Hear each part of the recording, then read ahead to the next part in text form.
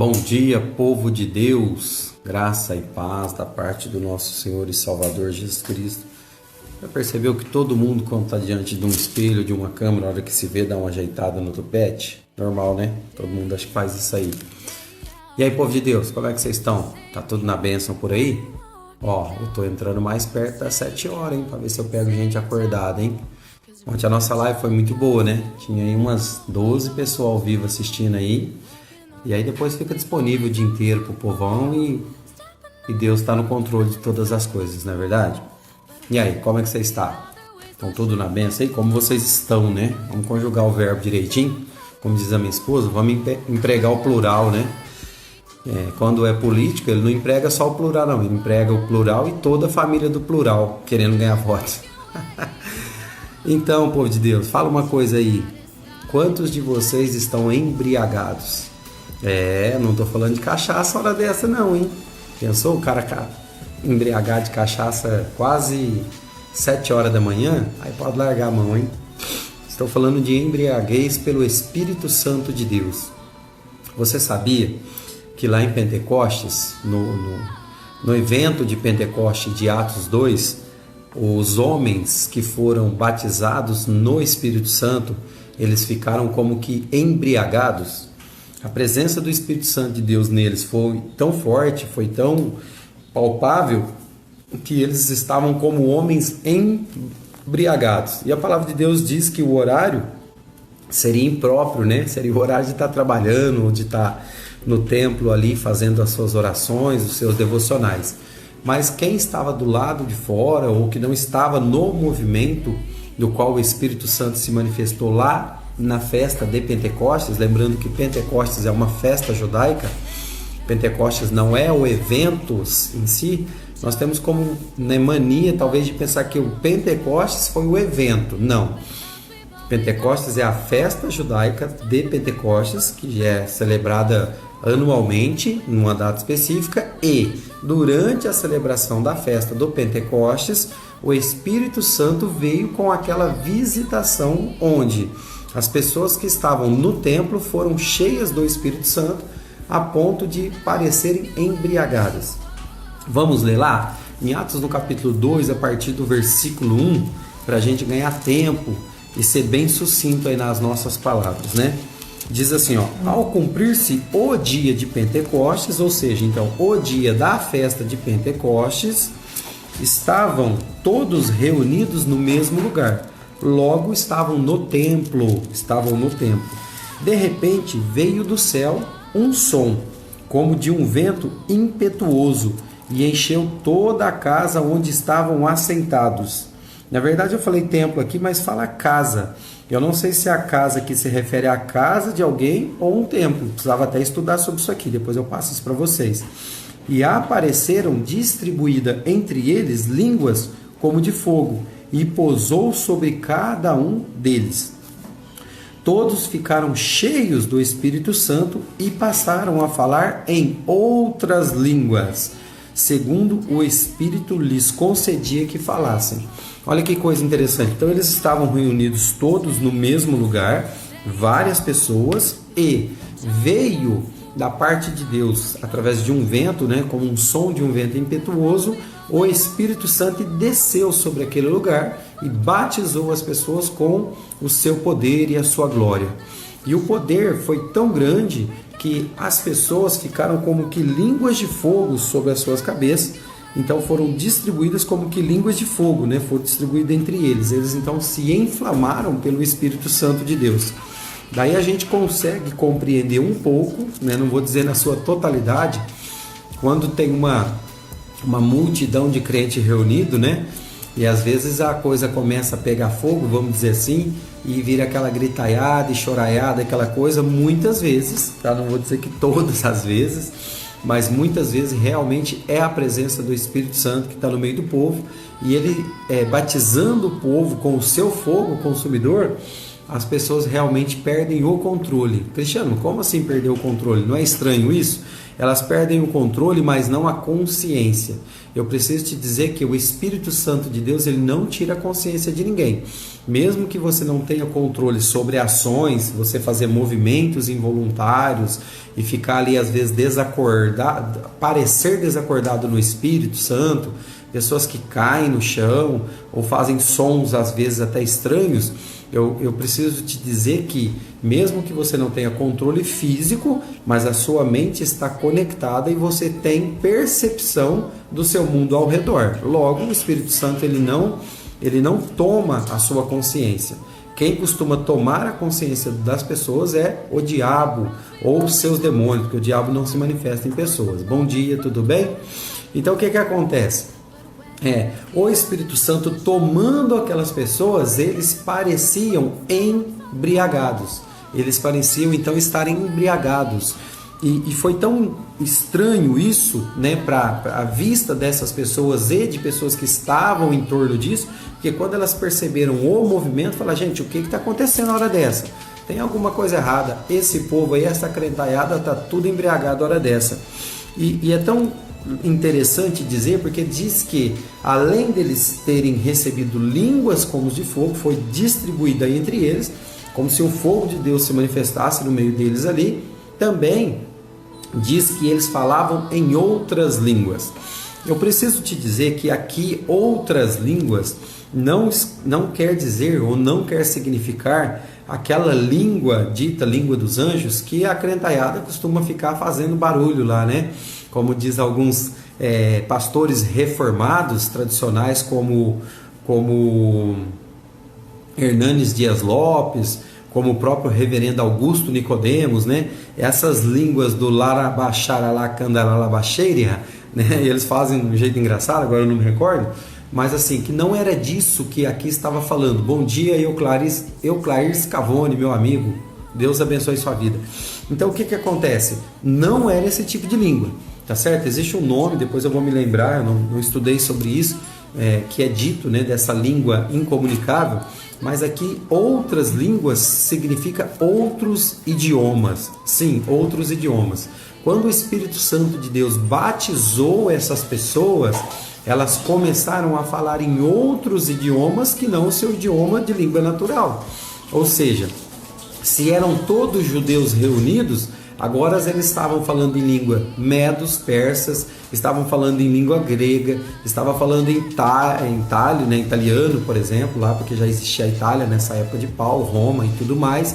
Então assim, é como se eles, sendo judeus, agora tomados pelo Espírito Santo de Deus, começassem a falar em português. O que é isso? Outros idiomas. Então aqui, ó, o Espírito Santo, e passaram a falar em outras línguas, segundo o Espírito lhes concedia que falassem. Cristiano, como que você sabe que são outros idiomas? Porque está escrito assim, ó, ora, estavam habitando em Jerusalém judeus, homens piedosos ou homens devotos, né? Pessoas realmente que gostavam de estar na igreja, de estar ali no templo, né? Para ser sincero, não existia a palavra igreja, vindo de todas as nações debaixo do céu. Se Jerusalém concentrava pessoas do mundo inteiro, conforme está escrito, de todas as nações, é lógico então que nós tínhamos pessoas que falavam o espanhol, pessoas que falavam o italiano, pessoas que falavam grego, pessoas que falavam a língua persa, medo-persa e assim por diante. Então, como que eu posso pensar sobre isso? Vamos pensar num lugar de reunião mundial. Exemplo, Rock in Rio, né? Não é o melhor exemplo, mas Rock in Rio. Vem pessoas do mundo inteiro e pessoas de vários idiomas vêm. Oktoberfest, pessoas de vários idiomas vêm. Ali para visitar o templo de Aparecida, pessoas do mundo inteiro vêm, né? De cultura católica, vêm visitar o templo. Então, assim, grandes eventos, de certa forma, tem pessoas do mundo inteiro. A Organização das Nações Unidas, a ONG, enfim. Então, pense num evento onde várias culturas, várias línguas, pessoas de vários idiomas estão reunidos no mesmo lugar. Mas agora apenas homens judeus são batizados no Espírito Santo e começam a falar em outros idiomas. Qual o objetivo disso, Cristiano? Qual o objetivo de falar em outros idiomas? Bom dia, Eduardo Silva. Você tá bom, meu querido? Deus abençoe. Como obter dons espirituais? Eu já te respondo sobre isso, Eduardo. Vamos aproveitar a nossa live aqui e vamos falar sobre isso. Então, o que acontece? Então aquelas pessoas começaram a falar no idioma dessas pessoas que os assistiam. Com qual propósito, querido? Deus quer edificar a sua vida. Como o meu amigo Eduardo Silva perguntou aqui: bom dia, pastor, como obter dons espirituais? Querido, primeiro você obtém dons espirituais pela sua entrega a Deus, a sua devoção a Deus. Como? Através da oração e da leitura da palavra. E através do batismo. Você já se batizou? Por quê? Vamos pensar no Cristo. Quando o Senhor Jesus estava sobre a terra e começou o seu ministério aos 30 anos de idade aproximadamente, antes dele receber o batismo de João, o homem Jesus Cristo não se manifestava no Espírito Santo. Ele tinha visitações do Espírito Santo desde a sua infância, porém o Espírito Santo não habitava nele e até então ele não havia despertado para o ministério. Quando aos 30 anos aproximadamente Jesus passa pelas águas do batismo no Rio Jordão, pelas mãos de João o Batista, o que acontece? Nós temos ali a revelação de que os céus se abrem, o Espírito Santo se manifesta em forma corpórea de uma pomba, pousa sobre Jesus, o céu se abre e diz: eis aí o meu filho amado. E a partir daí, então, Jesus começa a se mover nos dons. Bom dia, Rodrigo, meu amigo lá de Garapava. Um abraço para toda a família sua, para Lília, seus filhos. Então, o que acontece? Então, Jesus Cristo começa a se mover nos dons a partir do batismo. Então, Cristiano, é obrigatório passar primeiro pelo batismo nas águas para se mover nos dons? Não. Normalmente, a igreja ocidental, meio que cria uma regra de que para se manifestar em dons, é como se fosse uma obrigação de ser batizado nas águas. Isso não é verdade. Se você continuar lendo o livro de Atos, você vai ver que pessoas manifestaram-se nos dons antes mesmo de passar pelo batismo. E então vem Pedro, visita essas pessoas e falam: nossa, mas vocês já receberam o Espírito Santo? E elas são batizadas após os dons. Então eu tenho pessoas que são batizadas e depois recebem imposição de mãos para manifestação de dons, mas também tem o contrário, eu tenho manifestações de dons antes mesmo do batismo. Por que disso? Porque eu preciso te dizer, normalmente nós, seres racionais, pensamos como? De uma forma escalonada, mas o Espírito de Deus é livre, e a palavra de Deus diz que ele é como um vento, que ele sopra para a direção que ele quer e vai para onde ele quer. Logo, querida, a multiforme graça de Deus, ela se manifesta como quer.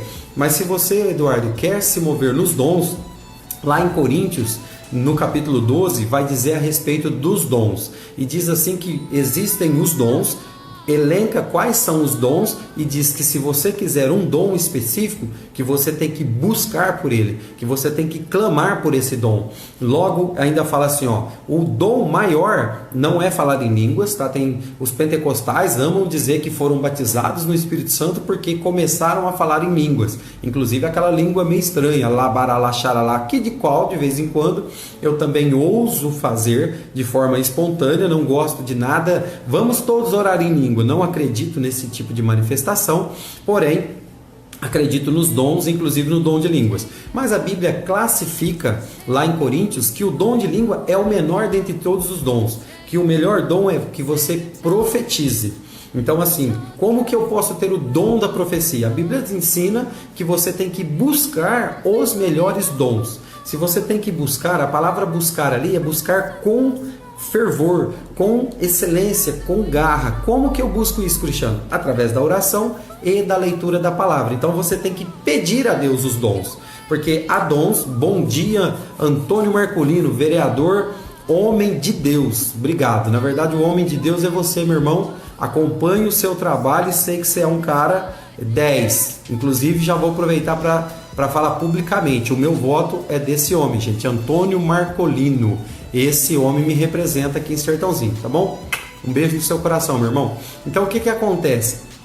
Deixa eu te dizer. Então, os dons, eles são dados por Deus conforme o Espírito Santo lhe apraz. Então, inicialmente, todo homem pode ser batizado com os dons específicos, conforme a vontade de Deus, conforme o propósito de Deus para o reino de Deus, tudo para a glória de Deus. Compreenda, qual é o problema dos dons nos homens? Todos os homens em Deus recebem dons. O problema é que o homem acha que o dom é dele, que o dom é para ele. Então o cara se embriaga com o dom, ele perde-se no dom e começa a usar o dom a seu favor pessoal. Só que o dom veio de Deus. Então entenda, querido, que todo dom na sua vida é para um fim específico de edificação para o corpo de Cristo chamado igreja. Agora, como alcançar os dons? Primeiro, clama a Deus.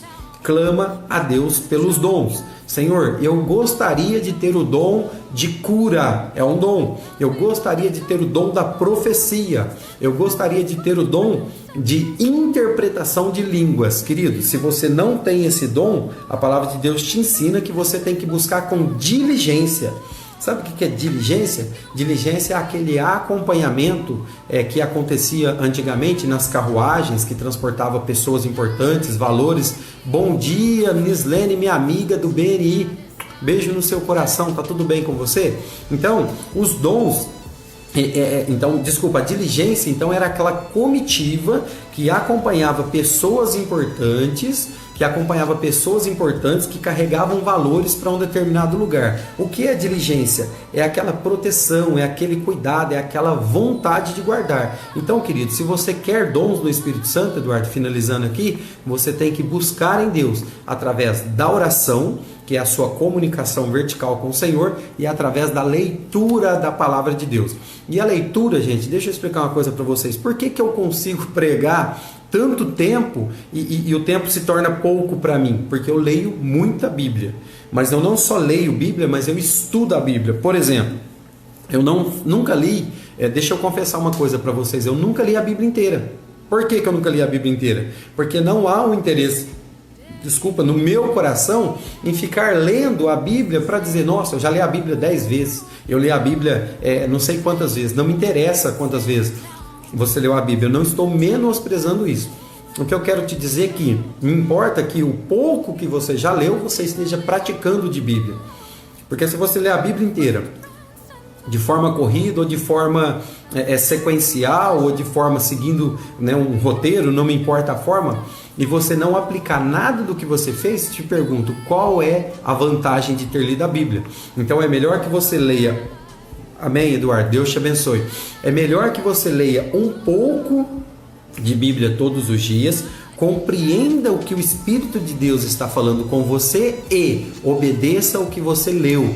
Porque a Bíblia diz assim, ao ignorante, Deus perdoa. Mas quem conhece o contexto bíblico e não pratica, melhor seria que se amarrasse uma pedra no seu pescoço e se lançasse ao mar. Diz que mais rigor terá para você que conhece a palavra de Deus e não pratica, do que para quem estava em Sodoma e Gomorra, cidades totalmente promíscuas e do qual Deus destruiu com o fogo do céu. Mas voltando aqui então para o nosso texto de Atos 2, eu estou falando da visitação do Espírito Santo no capítulo de Atos número 2, a partir do versículo 1, onde as pessoas que estavam reunidas ficaram embriagadas pelo Espírito Santo. Então diz assim, então haviam várias pessoas de todas as nações e diziam assim, estavam pois atônitos e se admiravam dizendo, vede, não são porventura galileus todos esses aí que estão falando? Por que dessa pergunta? Eles queriam dizer assim, se são galileus, logo são judeus. E se são judeus, só podem falar um idioma. Então, como podem estar falando num idioma compreensível ao meu ouvido, sendo eu grego, sendo eu brasileiro, ou português, língua portuguesa, sendo eu de língua itálica, sendo eu de língua alemã, enfim, como? Então, pelo poder do Espírito Santo de Deus. Então, por que o dom de línguas? Querido, o dom de línguas não é, com todo respeito aos irmãos pentecostais, não é aquele barulho, pode até ser que represente dom de línguas, porque há tipos de línguas, e eu preciso te dizer isso. Mas aquele dom de línguas que as pessoas na igreja ficam deixa eu te dizer, esse dom de línguas o apóstolo Paulo também diz a respeito dele em Coríntios, dizendo que quem ora em línguas edifica-se a si mesmo. Logo, eu preciso compreender que quando a Bíblia fala de línguas estranhas, existem pelo menos 2 formatos de língua. A que edifica a você mesmo, que é uma língua incompreensível até para você mesmo, mas é você se comunicando com o Espírito de Deus e fazendo edificação pessoal. Na igreja não é legal, tá? Eu já vou te dizer, não é legal que a crentaiada entra nesse movimento de língua dita estranha, língua dos anjos. Lá. Por quê? Porque também em Corinto, na carta aos Coríntios, na igreja de Corinto, Paulo deu a seguinte instrução: que quando for falar em línguas, não sejam mais do que 2, quando no máximo 3, se não me engano o texto, ou 1 ou 2, ou no máximo 3, e que haja intérprete. Então compreenda, se línguas estranhas for o labaralaxandacandaralabachúria, alguém precisa ter o discernimento de línguas estranhas para traduzir para a igreja. Por quê? Tudo que Deus faz tem um propósito específico. Qual é o propósito, Cristiano? Alcançar o coração das pessoas para uma transformação pelo Evangelho. Te pergunto, se eu for entregar uma profecia para você, colocar as mãos sobre você e começar a dizer: assim diz o Senhor, Eduardo, o Senhor quer que você labaralaxuriacandaralaba... O que você entendeu, querido? Você não entendeu nada. Mas agora Deus diz que se você xaralabarala... Pelo amor de Deus, né? Vamos ter consciência de evangelho e consciência cristã. Como que eu vou edificar a vida de alguém falando essa língua que o cara não compreende? Logo, não faz sentido nenhum. O dom de línguas é para edificação. Então pode ser que fosse a seguinte situação: estou lá no templo onde eu congrego, dita igreja, eu recebo um americano, eu não falo inglês, mas Deus tem uma mensagem dele para o meu irmão de cultura inglesa. Logo, o dom de línguas é outras línguas. Então Deus me enche pelo espírito de profecia e eu vou sobre ele, imponho as mãos, ou sei lá, faço do jeito que Deus me der como discernimento e entrego uma profecia na língua que seja compreensível ao ouvido dele, porque senão não faz sentido nenhum. O irmão vem, eu coloco as mãos sobre ele lá para orar por ele, faço um monte de labachúria, candará, labacharalai, e o cara não entendeu nada. E ainda tem gente que glorifica com uma pataquada dessa. Então nós precisamos compreender, querido, que esse dom de ficar falando línguas que nem você compreende é de você, para você e o Espírito Santo de Deus. Porque quem ora em línguas, diz o apóstolo Paulo, edifica-se a si mesmo. Na igreja não é para ser feito assim. Na igreja diz que quando orar em língua, que se levante um, quando no máximo 2, e que tenha intérprete. Por quê? O propósito das mensagens de Deus é a edificação do corpo de Cristo. Ficou compreendido? É verdade, né, Eduardo? O irmão congrega em alguma igreja, Eduardo? Fala para mim, que igreja que o irmão vai?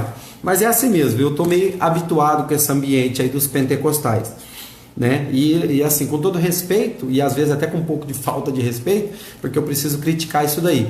Eles se acham melhores do que os outros por causa desse dom, se é que realmente é um dom, desse labachúrias candará labachá, querido. Dão tanto valor nesse negócio e conhecem tão pouco de Bíblia, tá certo? Eu pego crentes, principalmente da denominação Assembleia de Deus, e fica aqui uma crítica para você, crente, estudar um pouco mais de Bíblia, que você é muito raso em Bíblia, você gosta muito de gritar, fazer uma barulheira danada. Deus não precisa dessa sua gritaria, e seria bom que ao invés de você ficar gritando, porque Deus não precisa, Ele não é surdo, Ele vai te ouvir muito bem, e nem seus irmãos da igreja, é uma falta de respeito, e que você pudesse ter o dom de comunicar coisas de Deus e que seja compreensível aos nossos ouvidos. Tenta dar um direcionamento nisso aí, você vai ver a sua vida frutificar um pouco melhor. Tá bom? Então diz assim, Então, não são porventura os galileus todos esses que estão aí falando? E como os ouvimos falar, cada um em nossa própria língua materna? Compreendeu? Então assim, eles estão falando, se são homens dessa região que falam uma língua específica deles, por que que nós, de outras línguas e culturas, estamos entendendo o que eles falam na nossa língua materna? Por quê? Porque Deus tinha um propósito de comunicar nesse dia com todos que estavam ali para provar o seu poder, para mostrar a grandeza da sua santidade. Aí eles continuam no versículo 9 do capítulo 2 de Atos: somos partos, somos medos, somos elamitas e os naturais da Mesopotâmia, Judéia, Capadócia, Ponto e Ásia. Somos da Frígia, da Panfilha, do Egito e das regiões da Líbia, nas imediações de Cirene, e romanos, que falavam italiano, que aqui residem. Tanto judeus como prosélitos. Então tinham judeus e tinham pessoas não judias aqui. Cretenses e arábios. Como os ouvimos falar em nossas próprias línguas as grandezas de Deus? Entendeu aqui o contexto? Então, assim, por que Deus deu dom de falar em outras línguas? Entenda-se outras línguas como outros idiomas. Para quê? Para que Deus pudesse falar a eles. Bom dia, Melissa, tudo bem? Melissa da Donazinha, beijo no seu coração. Então, por que o Espírito Santo visita a igreja em Atos e distribui dons de outros idiomas? Para comunicar as grandezas de Deus. Então, logo eu repito, bom dia, tia, Deus te abençoe, a paz do Senhor Jesus. Então, qual é o propósito de Deus visitar com outros idiomas? Justamente para comunicar as grandezas do céu. Logo eu vou repetir e finalizar esse assunto. Por que alguém ia ficar falando em Rabachúria, Lacandaralabachai, sendo que isso não pode edificar a vida de quem está recebendo a profecia? Vamos pensar um pouco? Como dizia lá como chama aquele programa? É o Telecurso 2000? É o Telecurso 2000, né?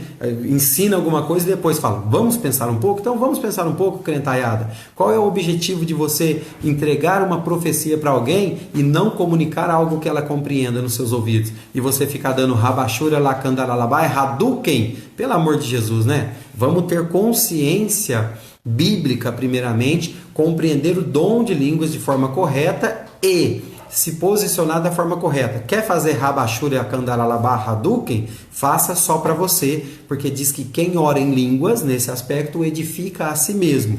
Mesmo que não seja compreensível, o Espírito de Deus recebe esse dom. Agora, na igreja, não é feito assim. Na igreja, o dom de línguas são outros idiomas, para alcançar irmãos que realmente ouvem nesse segundo idioma, para comunicar as grandezas de Deus, entendeu? Então, normalmente também profecias não é, querido, para ficar falando se você vai prosperar ou não, se você vai conseguir o carro, a casa que você está pedindo. Pode até ser que Deus entregue isso para acalmar seu coração, mas o que Deus tem para entregar para você, por isso não creais em qualquer espírito de profecia, também diz o apóstolo Paulo. Por quê? Porque as profecias de Deus têm um propósito, a edificação sua e a glorificação do nome dele, para comunicar as grandezas dele, não as suas conquistas pessoais. Ficou frustradinho? Fica não, querido. Lê Bíblia que você vai entender isso aí. É ruim, né? Mas a verdade é muito boa, ela é libertadora. O que diz a palavra de Deus? E conhecereis a verdade, e a verdade vos libertará. Por isso que eu vou te dizer, obrigado, Eduardo. Gosto muito de suas pregações. Gosto muito de pregações como a sua, pastor. Na maioria das vezes ouvimos por aí muita pregação de alta ajuda e prosperidade financeira. Pois é, Eduardo. Transformaram a igreja do Senhor num palanque de promoção pessoal. Você já percebeu, Eduardo, que a minha pregação é justamente contra esse espírito do anticristo manifestado na igreja? Cristiano, que loucura é essa? Loucura não, querido.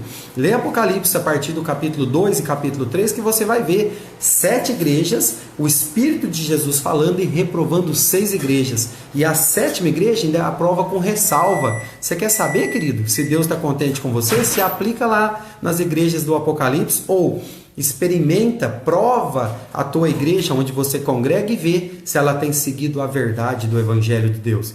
Tá bom? Então, assim, qual é o objetivo do dom de línguas, querido? Num primeiro momento, primeiro é edificar o corpo de Cristo, a igreja. Num segundo momento, individualmente, somente para mim, eu posso até falar dos labachúrias, candaralabachá, hadouken, em que aspecto? Para a edificação pessoal. Mas eu não posso entregar uma profecia para alguém e falar parte na nossa língua portuguesa e parte nos labachúrias. Não faz sentido nenhum, não edifica a vida de ninguém. A pessoa não discerne isso no espírito porque não foi feito assim.